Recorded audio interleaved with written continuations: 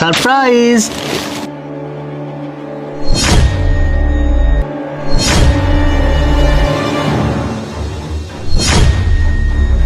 ইমরান, এটা তুমি আমাকে কোথায় নিয়ে এসেছো? কোথায় আনছি মানে? এটাই তো আমাদের বাসা, এখন থেকে আমরা এখানেই থাকবো। হোয়াট? ইমরান, তুমি এসব কি বলছো? পাগলামি করছো তাই না? আমি বুঝতে পেরেছি, তুমি আমার সাথে নিশ্চয়ই মজা করছো। তুমি আমাকে বলছি এখানে থাকবো কেন? তুমি আমাকে দামি মার্সিডিজ গাড়িতে করে নিয়ে এসেছো এই কুড়ে ঘরে থাকার জন্য? আমি তো কিছুই বুঝতে পারছি না এসবের। তুমি তো আমাকে বলেছিলে তোমাদের দালান কোঠা, বাড়ি গাড়ি সব কিছু আছে, অনেক সুন্দর পরিবেশ। তারপরে তুমি আমাকে ভিডিও কলেও দেখিয়েছিলে সুইমিং পুল আছে, সেখানে আমি গোসল করতে পারবো, আমার কোনো কিছুর অভাব হবে না, কোনো কিছু সমস্যা হবে না। আর তুমি কি না এই কুড়ে ঘরে নিয়ে এসে বলছো সারপ্রাইজ, তাই না? তুমি কি পাগলামি করছো নাকি মজা করছো? সত্যি করে বলো। আরে না না, তুমি আমাকে ভুল বুঝছো তিশা।